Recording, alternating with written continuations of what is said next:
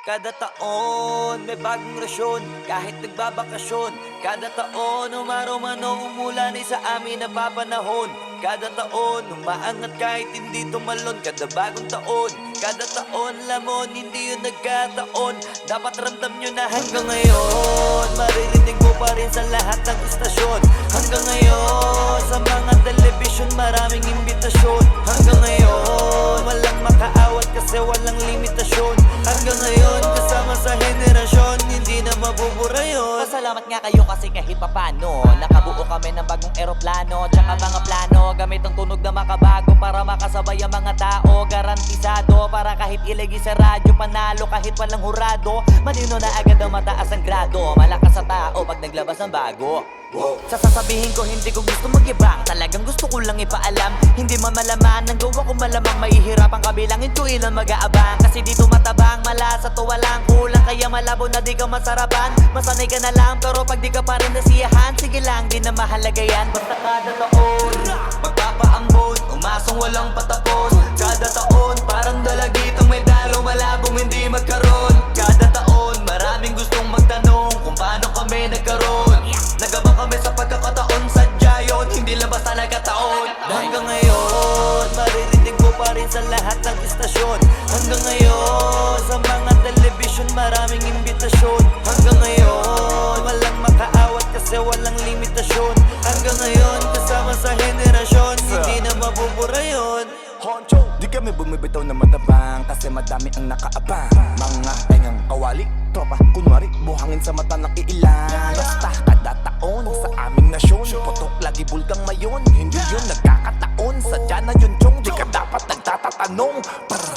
Pilit, may masilip na dapirit namin para makahirit. Kasi puro mahihilig mamuna. Nauna ka na kita, di mo ba yun napuna? Kaya dapat sakin ang mata mo. Nakatitig mamatis sa kakaisip na upo ka dyan sa gilid. Sirit na agad, kaya ako'y masagad. Nauna kang pakit na matakot kapag ako na ang namuna. Nasa amin ang sakong digdang, tunog na wala sa iba. Pag sa amin galing ang kanta, kinakabisado nila, dali mo makakalata. Kaya sinanay ko sa mga anay, sarili kong bangay. Kahit mamamangay, sabay pa tumagay. Ganon ko inalay sarili ko bago ako humayangay. Hanggang ngayon maririnig mo pa rin sa lahat ng istasyon. Hanggang ngayon sa mga telebisyon maraming imbitasyon. Hanggang ngayon walang makaawat kasi walang limitasyon. Hanggang ngayon kasama sa henerasyon, hindi na mabubura yun. Sinabi ko na diba dati pa, wala yan sinong nauna. Mga unang nagturo o na unang mamuna. Sarap sinila sinusya sa patusan ko na. Kurap ang gusto, inirapan ko na. Umapir lang saglit o ayun na mula. Inakala nilang bumaba na kami. Paraan lang pala. Para kami lumipad, taas pa angat, kinakaingat-ngat, sino mang makasalubong. Di lang dapat anim ang pinapaban at madami pang lapat kada hit ang pinapaugong. At hindi lang mga bata ang pinapahanga, kaya pag nagkain malaking malukong. Di lang basta na tumunganga, lagi may panata, dapat mapahanga may takta panalo. Sa amin na mga kantang, di mo inakalang, umaalingaw-ngaw sa magkabila ang tenga.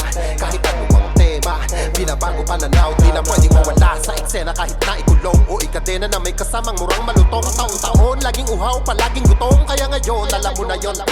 Hanggang ngayon maririnig mo pa rin sa lahat ng istasyon. Hanggang ngayon sa mga telebisyon maraming imbitasyon. Hanggang ngayon walang makaawat kasi walang limitasyon. Hanggang ngayon kasama sa henerasyon, hindi na mabubura yun. Wala nang panahon para magtapon ng oras kung alam naman na di nagkataon. Kung paano bumaon sa pandinig naman sasabihin mo pa ba na patapon. Yung kaya kong kitain ng isang gabi lang ay kailangan mong ipasok na buong taon. Damn, kahit natutulog ay sumasamsam, kaya puro mga bitera nagdadamdam. Instant na kasi pag sa amin nagmula, lagi pumapalot humahataw sa takilya. Minsan na kasi kung dami gumawa flawless shit, di kailangan ng masiya. Lahat na tuloy gusto kami na masira. Engage lang kasi sa galaw na pambihira. Walang tumatalab kahit sino ang manira. Paano sasabihin na mawawala ng tira? Parang victim na adikto, di mawawala ng arit to. Bawal sumakay dito sa racket ko, kami lang ang paangat dito. Kung taliwas ka sa amin ito karit ko, nakatutok na sa sentido. Bigay pugay sa mga iho para pwede ka sumalak sa aming gripo. Hanggang ngayon maririnig mo pa rin sa lahat ng istasyon. Hanggang ngayon sa mga telebisyon maraming imbitasyon. Hanggang ngayon walang makaawat kasi walang limitasyon. Hanggang ngayon kasama sa henerasyon, hindi na mabubura yun. Huwag kang magtaka, alam mo na yan. At di na dapat pinapaliwanag. Nung dumilim sa rap scene nun, di ba isa kami sa nagpaliwanag? Pagpasok pa lang, lahat na windang, di mapaliwanag ang mga pagmumuka. Pinagbabali namin mga maling akala nung humakot kami ng tiba-tibay.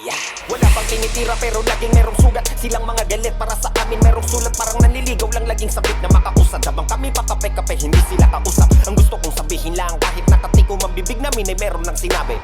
Nauna ka sa pila, ano ang paki ko kami naman pinipilahan ng madami. Markang iiwan ay masasabi na malasapok ni Joe Frazier, yung Raymaker. Mayabang masabihin pero kami yung kahulugan ng salita na hitmaker.